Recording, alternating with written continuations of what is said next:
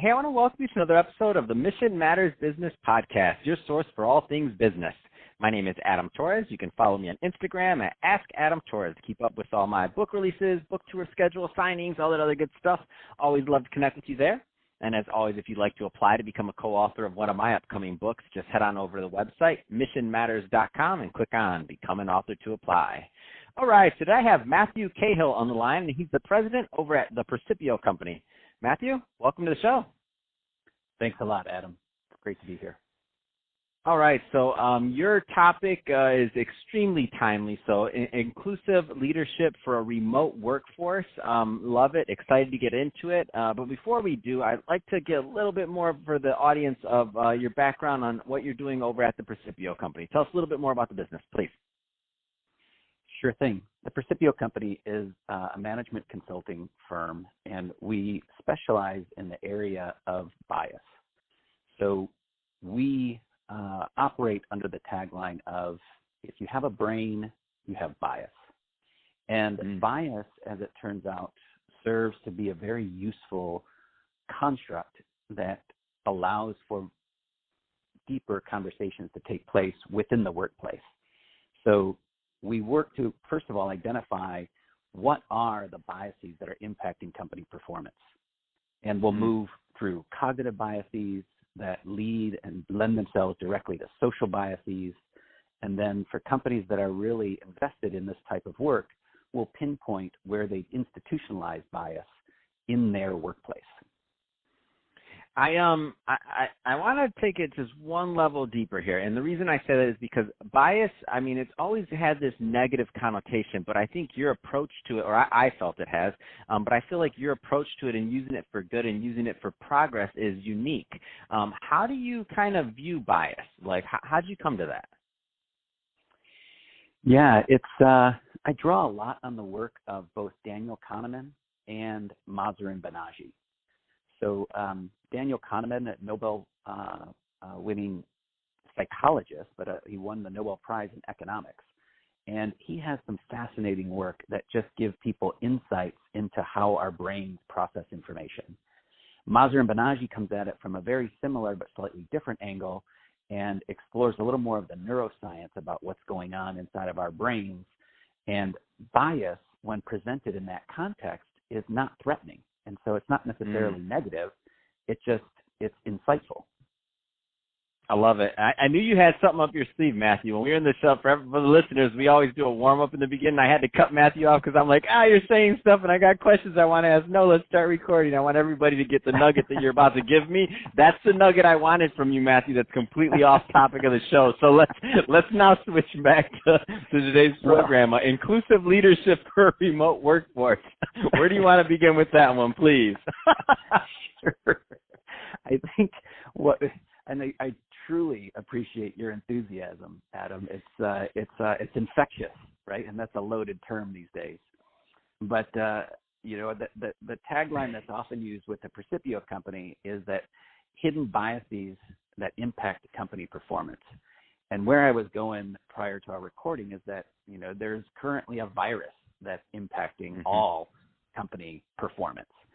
And in my world right now, we're pivoting a lot of the work online, and the inclusive leaders for a remote workforce is actually the title of a free webinar that I'm going to be hosting each week to give people the tools they need to really operate today, if they have operations still up and running, and how to really engage a remote workforce.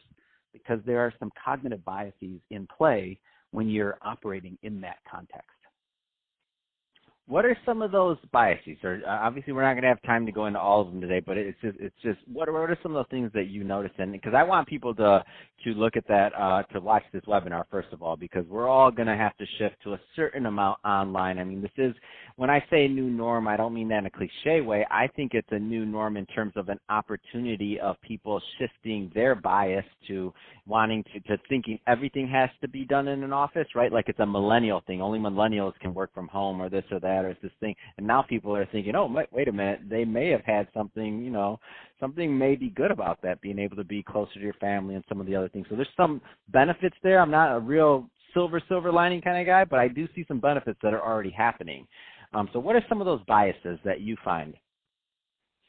Well, the two I want to focus on in this conversation are media bias and proximity bias.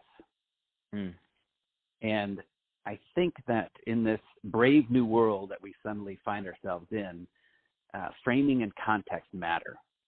And so media bias is one of the greatest influencers of our current economic, business, and societal condition. And I think it's the fear that's being played upon is going to prove to be greater than the actual virus itself. And the fear is what's used within media, whether that be social media, whether that be just visual or video. All of those stories are designed to tap the amygdala and capture attention. I mean, listen to the language that's used in that context. And that's the bias that I'm talking about. Does that make sense? Oh my gosh, it makes perfect sense. And this is wasn't planning on doing this, but I literally our newsletter that just came out on Tuesday, because as a media outlet, I don't want to do that. I know if I were to put coronavirus and do all these things, and I could use my platform, I could increase numbers, I could play off that, I could skew interviews. I have the talent to do that. I could skew interviews, I could play off of people's fears, but that's not what I do, and that's not what I plan on doing. And I'll just read this really quickly. I put media is a tricky thing. Reporting fear using scary images and spreading less than credible information for traffic viewers is unfortunately good for business with many news outlets.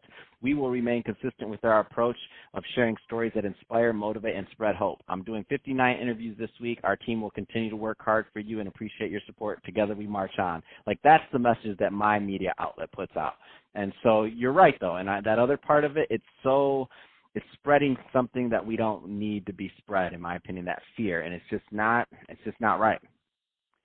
Yeah, I think, when I just do a cursory analysis of headlines and content, there is an incessant fixation on two data points: the number of new cases and the number of deaths. And I'm convinced that if each COVID-19 story included just one additional data point, the survival rate, the impact and the perception and therefore the reality would be very, very, very different. I love it. It's great. And so what was this? There was a second bias you wanted to highlight. One was media. What was the second? Proximity bias is, I've long viewed that as one of the 5 most common cognitive biases in the workplace. And so proximity bias is our natural tendency. It's an unconscious mental process to just favor that which is closest to us by time and space.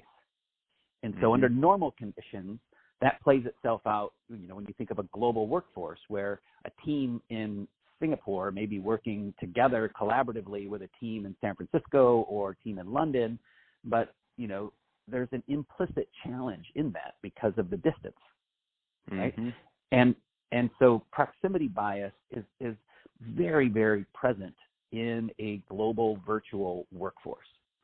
Now it's paramount that people have an understanding of what it is, and then, avoid the blind spot commonly associated with proximity bias. And that blind spot is just assuming, in your preparation for a meeting, you're taking the same approach that you would if you were all in the same space together. And there are far more effective ways that you can structure that time together to have it be perhaps even more productive than it would be if you were all in the same room together. No, I love it, Matthew. This has been a really great and insightful conversation.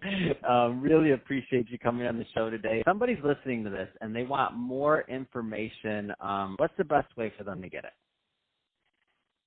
Well, it sounds trite, but percipiocompany.com, and Percipio COMPANY, Percipio Company, all one word, .com. Awesome. Well, hey, again, really appreciate you coming on the show today and sharing more about what you're doing. And to the audience, as always, thank you for tuning in. Hope you got a lot of value out of this. Hope you had a lot of fun listening because we had fun making this and bringing it to you. So if you did, don't forget, subscribe to the podcast. Leave me a review on the Apple iTunes. And if you're watching this on our YouTube channel, Mission Matters Business, definitely give us a subscribe there and leave us some comments in the video section. Love to hear your thoughts and what kind of projects you're working on. And thanks again for coming on the show.